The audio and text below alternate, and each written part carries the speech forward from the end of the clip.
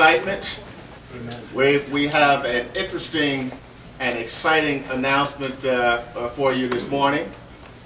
First of all, thank you all for coming. Thank you for taking the time out of your day to be here this morning. My name is Will Brown. I am a co-chair of the Manhattan Republican Community Coalition, a project of the New York County Republican Committee.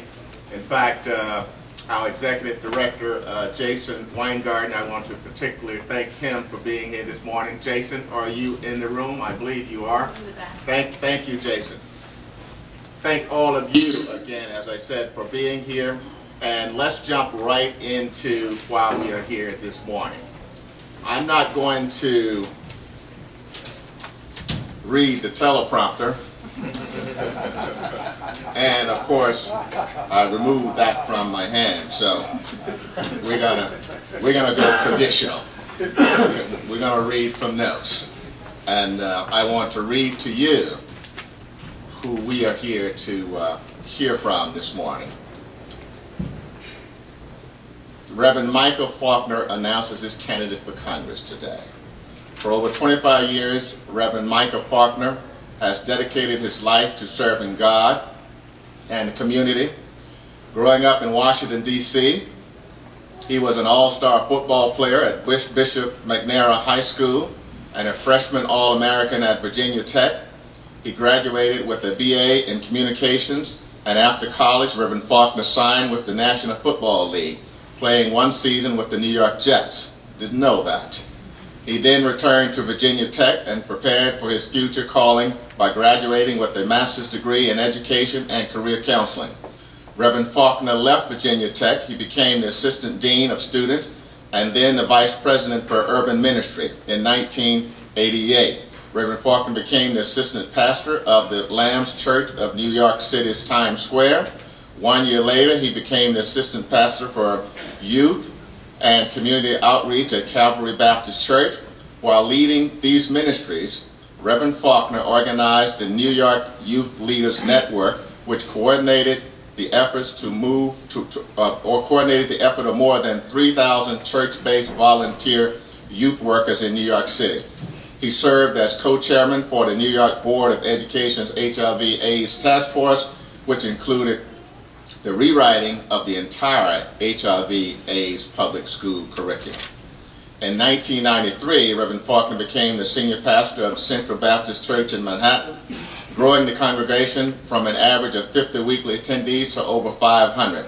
During his 13-year tenure at Central Baptist Church, Reverend Faulkner played a leadership role in the creation of numerous city and leadership development programs, including Mayor Rudy Giuliani's Task Force on Police Community Relations, Commissioner of the City Charter Review Initiative, co-chairman for the New York City Board of Education's HIV/AIDS Task Force, vice president for the Community and Government Relations at King's College from 1998 to 2001, World Vision's Director of U.S. Programs, regional chaplain for New York State Office of Family and Children's Services.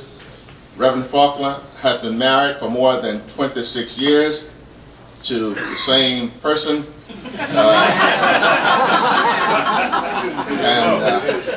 and he has 3 children. Currently, Reverend Faulkner is the founding pastor at New Horizon Church in Harlem, as well as the founder and CEO of the Institute for Leadership. This nonprofit organization has partnered with New York State Health Foundation to create a faith-based initiative to combat diabetes. As you can see, we not only have a well-qualified candidate, we have someone who is dedicated and involved himself in the community initiative, the grassroots issues which affect our communities. It is my pleasure, it is my honor to welcome to this podium what I presume to be the next congressperson for the 15th Congressional District. Let's hear it for Reverend Michel J. Faulkner.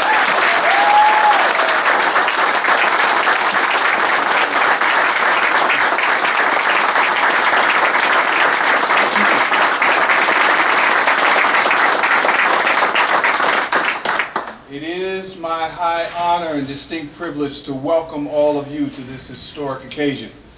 We chose this day, February 12th, because it is Abraham Lincoln's birthday. No small thing for America, and definitely no small thing in the minds of the African American community. For the past 22 years, I have dedicated my life to serving this community. I believe my calling is as a pastor and as a servant leader. I have counseled the suffering and the dying, married couples starting new families, fed the hungry, and lived my life according to what I believe God has called me to live. And I believe that this next step in seeking political office is a continuation of that ministry. It is natural because I believe in citizen legislation, and I believe there has been a disconnect created in the hearts and minds of Americans because they have not been able to trust and continue to walk with their elected officials. My goal, my desire, my hope and my prayer and my work will be to restore that hope in the American dream. I believe the American dream has been stolen from America and from others through greed and idolatry. And it's not just one person or one party. It is the system that has been created. The system that has been created that has effectively locked out voters from the decisions that are being made. And so voters don't feel like their vote counts anymore. And when voters don't vote, democracy does not work. I am running for Congress to restore faith and integrity in this process and to give the American people a vote, a voice, to give this community a voice. It hasn't had one for a very long time. I want to work to improve the economic climate in this community. 90% of all jobs in America are created by small businesses. But the recent policies in Washington and in Albany and in other places don't support and encourage small business creation. We need to lower our taxes. Our tax burden is unbelievable. Even people that believe in higher taxes are saying the taxes are too high. We have got to change the climate so that we can now get back to some civility and some understanding and some common sense, which isn't altogether too common in Washington these days. We want to see a restoration of tax decreases. We want to see a decrease in the amount of taxes that we're paying right now. And we want to see accountability for the taxes we have been paying. You know, it's a shame to say this, but as much as we needed a stimulus package or something like it, we also need accountability for where the money was spent. That accountability has not happened. We don't know where the money has gone. We need a voice from the people, of the people, for the people to say what has happened to our money, because it is our money after all, and to be able to do that. I am glad to be able to make this announcement to run for office. I am not a politician. I'm a pastor. I'm proud to say I'm not a politician because I believe that the word politician and the name politician has fallen into disrepair. I view this office, this position, as a way to serve the community. I believe that servant leadership is the highest calling that one can have. And I expect to be a faithful, effective servant leader. We need to see health care in this community, health care in our nation, health care reach beyond the debate that is now in Washington. This discussion in Washington has been about who's going to pay for what, as opposed to really talking about disease cure and talking about people actually becoming healthier. We're debating who's going to pay for the maladies.